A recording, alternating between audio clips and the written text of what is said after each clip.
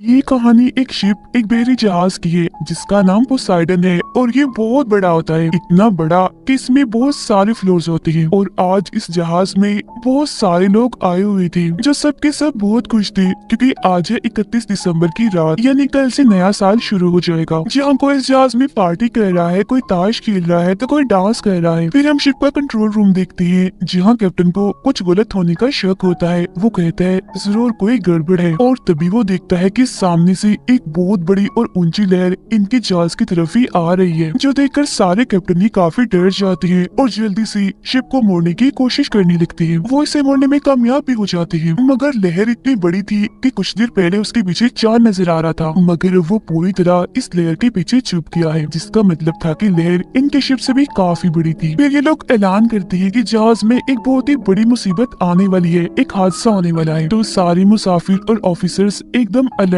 सावधान हो जाएं। और ये ऐलान होते ही वहाँ भगदड़ मच जाती है और फिर देखते ही देखते वो ऊंची लहर इनके जहाज से टकरा ही जाती है, जिसका प्रेशर इतना ज्यादा होता है कि पोसाइडन जो इतना बड़ा जहाज है पूरा का पूरा समंदर में उल्टा हो जाता है। मतलब कि जो ऊपर वाला हिस्सा था वो चला गया था नीचे, यानी कि वो जमीन बन गया था, और जो जमीन थी फर्श था वो आ गया था ऊपर। जैसे जहाज पलटता है तो जाहिर है चीजें वगैरह भी गिरती है, टूट-फूट होती है, जिसमें दबने से बहुत सारे लोग मारे जाते हैं। इसके अलावा इंजन रूम में भी एक काफी बड़ा धमाका हो जाता है, जिसकी वजह से वो सारे के सारे कैप्टन्स जो इस शिप को चला रहे थे उनकी भी मौत हो जाती है। अब शिप के हॉल में जहाँ सबसे ज्यादा लोग थे वहाँ एक ऑफिसर आके बताता है कि हमारे पास एक अच्छी खबर है और एक बुरी खबर है। बुरी खबर ये है कि हमारे जहाज से एक बहुत बड़ी सुनामी की लहर टकराई है, जिससे ये पूरी तरह पलट गया है, इसी वजह से यहाँ से कोई भी नहीं निकल सकता। और अच्छी खबर ये है कि हमारे ऑफिसर्स ने लहर के टकराने से कुछ मिनट्स पहले ही रेस्क्यू टीम जो सबको बुरे वक्त में बचाती है उन्हें इस बारे में खबर कर दी, तो वो लोग हेलीकॉप्टर्स लेकर जल्द यहाँ आने वाली है। तो इसीलिए सब बिल्कुल रिलैक्स शांत रहे, हम बहुत जल्द यहाँ से बच निकलेंगे। अब यही हम एक आदमी को देखते हैं जिसका नाम डेलन था। वो अपने सामने पड़े मरे हुए ऑफिसर के पास से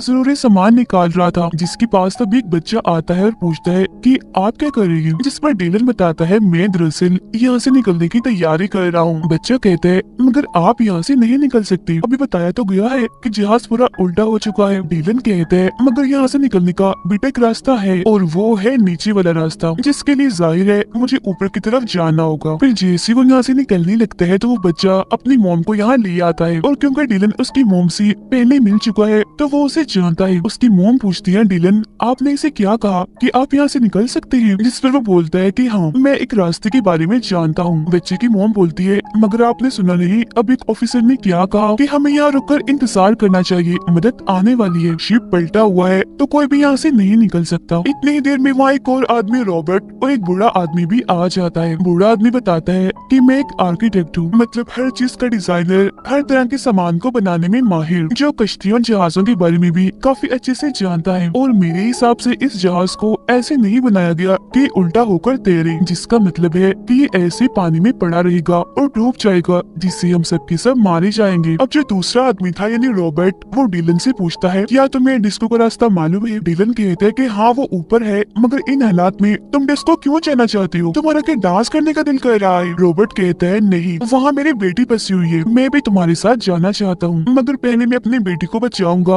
और फिर उसे लेकर हम यहाँ से चलेंगे। डिलन कहता है कि नहीं नहीं ऐसा नहीं हो सकता, क्योंकि मैं अपने काम अकेला ही करता हूँ। तब रॉबर्ट उससे पूछता है अच्छा चलो ये बताओ कि सबसे शॉर्टकट मतलब कि ऊपर जाने का छोटा रास्ता कौन सा है? जिस पर वो कहता है जैसे मुझे पता चलेगा बता दूंगा। जिससे ये बात तो साबित हो गई कि डिलन यहाँ से निकलना तो चाहता है मगर रास्ते उसे खुद भी नहीं पता। तभी रॉबर्ट शिप के एक आदमी को बुलाकर उससे पूछता है अच्छा यहाँ से ऊपर जाने का सबसे छोटा रास्ता कौन सा है? जिस पर वो आदमी इशारों से उन्हें रास्ता समझाने लगता है। रॉबर्ट उससे कहता है जितना तुम एक साल में कमाते हो उससे दुगने पैसे दूंगा मैं तुम्हें, बस तुम खुद हमें वहाँ तक ले जाओ। जिस पर वो आदमी राजी हो जाता है, यानी कि अब वो भी रॉबर्ट के साथ जाएगा। ऐसा होने के बाद रॉबर्ट डिलन से कहते हैं सुनो मेरी बात, अगर तुम्हारे पास प्लान है तो हमारे पास गाइड है जो हमें हर जगह के बारे में बताएगा, तो इसीलिए अगर हम सब एक साथ जाएंगे तो हमारी जान बच सकती है, अलग अलग अगर हम गए तो हो सकता है हम मर जाए। जिसके लिए अब आखिरकार डिलन मान जाता है, जिसके बाद ये सारे लोग मिलकर जहाज के नीचे वाले हिस्से की तरफ जाने के लिए निकल पड़ते हैं। हम जानते हैं कि जहाज का वो निचला हिस्सा ऊपर की तरफ है, इसीलिए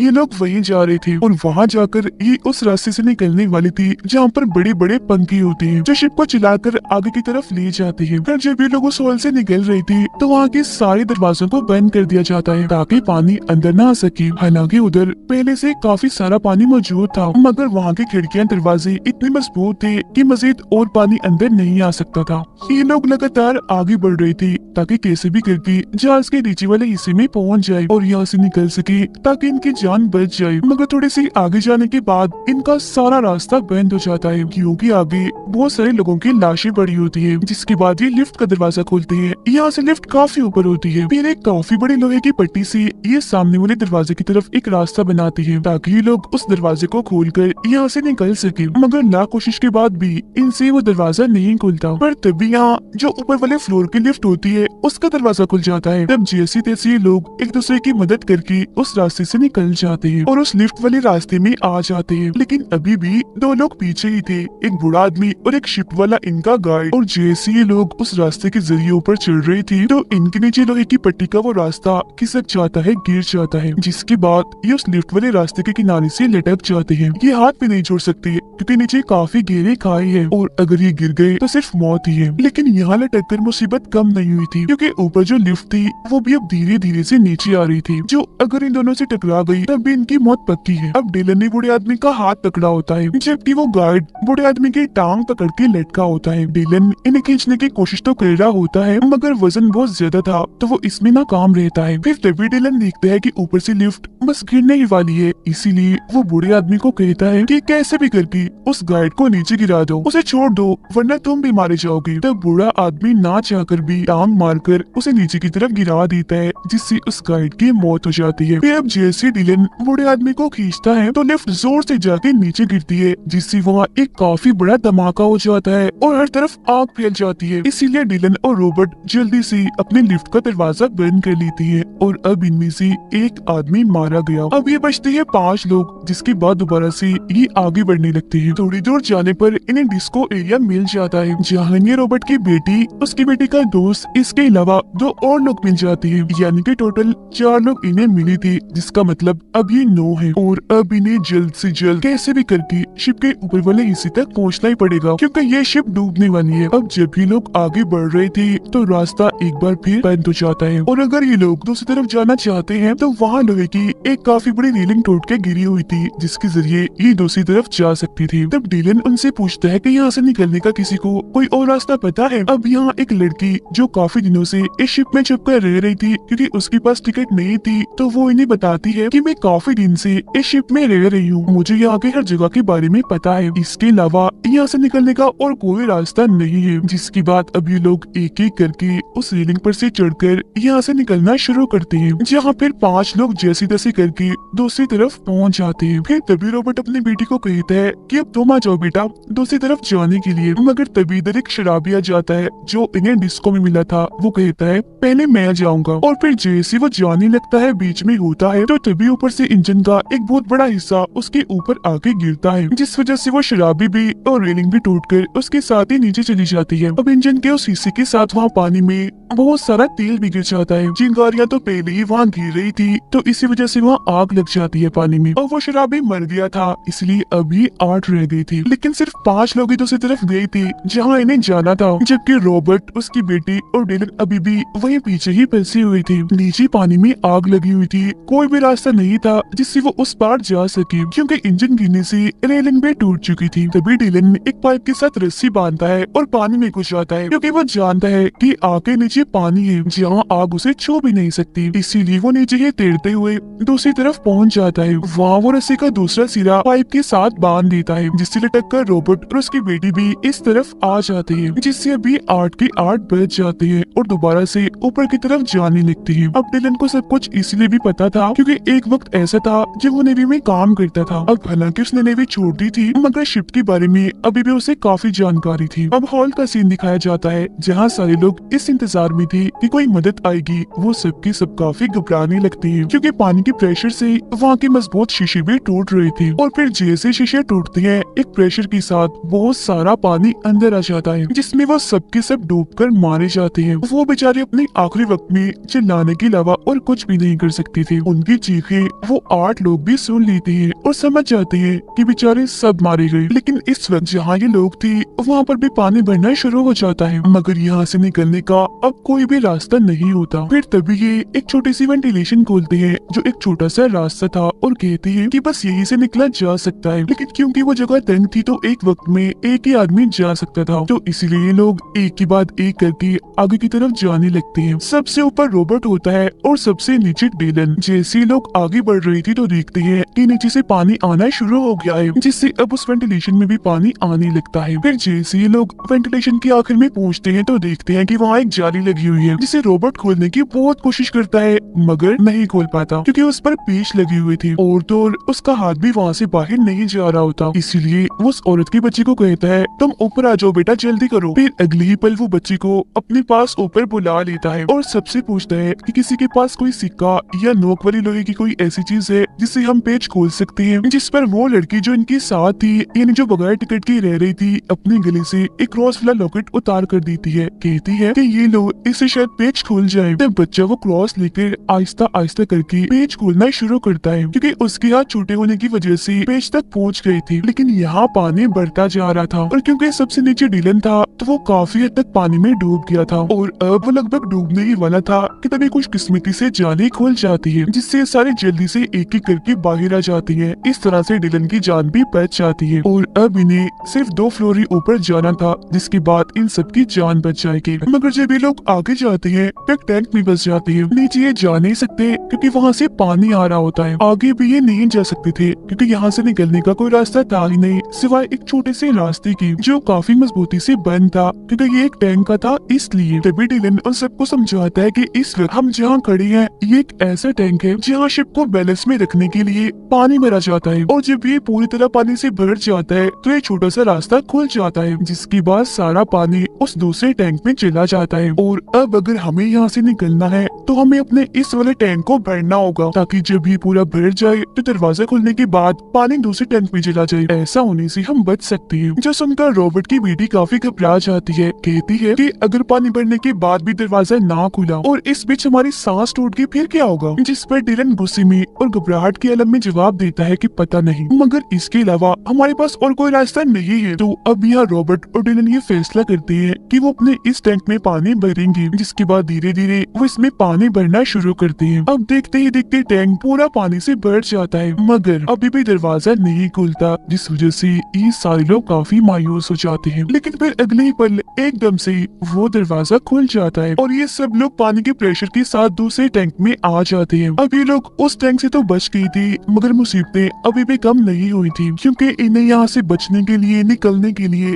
तैर करके दूसरी तरफ जाना होगा। जिसके बाद ये सब लोग गहरी सांस लेते हैं और दूसरी तरफ जाने की कोशिश करते हैं। यहाँ सबसे आखिर में वो लड़की थी जो काफी वक्त से इस शिप में छुपकर रह रही थी। जब वो आगे बढ़ रही थी तो तभी उसके कपड़े एक तार में अटक जाते हैं, जिससे वो वहीं फंस जाती है। हालांकि वो बूढ़ा आदमी उसे बचाकर ऊपर तो ले आता है, मगर तब तक उसकी सांसें टूट चुकी होती है, मतलब कि वो मर गई होती है। जिसके बाद अब ये बचते हैं 7 लोग और फिर से आगे बढ़ना शुरू हो जाते हैं। अब ये लोग उस फ्लोर पर पहुंच जाते हैं जहाँ बड़े बड़े पंखे हैं, इन्हें जहाँ से इन्हें निकलना है। मगर इधर आते ही वो देखती है कि यहाँ भी बहुत सारा पानी भरा हुआ है। पानी का प्रेशर बढ़ता ही जा रहा है, जिस पर लाशें तैर रही थी। ये देखकर डिलन काफी मायूस हो जाता है। तब उसका ऐसा चेहरा देखकर बच्चे की मॉम पूछती है, क्या हुआ डिलन, तुम निराश क्यों हो गई? जिस पर डिलन कहता है कि जहाँ से हमें निकलना था वो हिस्सा तो पानी में डूबा हुआ है, हाँ वहाँ तक पहुँच भी नहीं सकती क्योंकि वो बहुत दूर है और मजीद पानी बढ़ता ही जा रहा है। जो सुनकर रॉबर्ट कहता है, तो बेटा हमें किसी ऊंची जगह पर जाना चाहिए, मगर अफसोस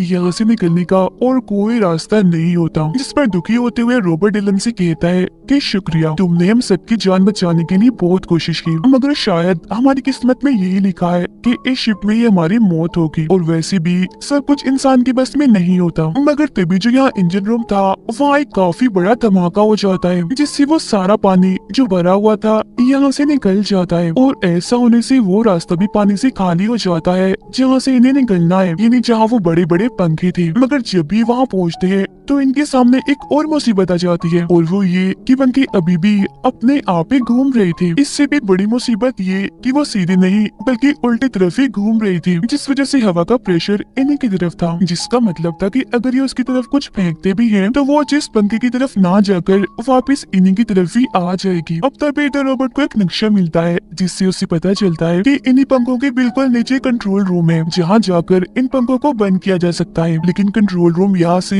150 फीट की दूरी पर है और वहाँ जाने का मतलब मौत है। मगर इसके बावजूद भी रॉबर्ट वहाँ जाने के लिए तैयार था, जो देखकर उसकी बेटी का दोस्त कहता है, आप रहने दीजिए, आप वहाँ नहीं जा सकती, मुझे जाने दीजिए क्योंकि मैं वहाँ जा सकता हूँ और इन पंखों को बंद भी कर सकता हूँ। जिसके फौरन ही बाद वो वहाँ जाने के लिए तैयार था पंखों को बंद करने के लिए। लेकिन उसके जाने की वजह से रॉबर्ट की बेटी रो रही होती है, वो उसे जाने के लिए मना करती है। तब उसका दोस्त कहता है, जाना जरूरी है, किसी को तो जाना ही होगा। और अब अपनी बेटी को रोता हुआ देखकर रॉबर्ट खुद पानी में कूद जाता है और कंट्रोल रूम की तरफ बढ़ने लगता है। तभी हम देखते हैं कि डीलन यहाँ पर नहीं है क्योंकि वो छोटा बच्चा पानी में बह गया था, जिसे डीलन और उसकी मॉम ढूंढ रही थी। बच्चा उन्हें बहुत जल्द मिल जाता है, जिसे डीलन बचा भी लेता है, जिसके बाद वो वापस उसी जगह पर आ जाते हैं जहाँ बाकी लोग थे। लेकिन मुसीबत यहाँ भी पानी बढ़ता ही जा रहा था और अगर इन्होंने पंखों को बंद नहीं किया, यहाँ से ना निकले तो ये भी डूबकर मारे जाएंगे। उधर रॉबर्ट कंट्रोल रूम में पहुंचकर पंखों को बंद करने की कोशिश कर रहा होता है, लेकिन वो देखता है कि जिस बटन से पंखे बंद होनी थी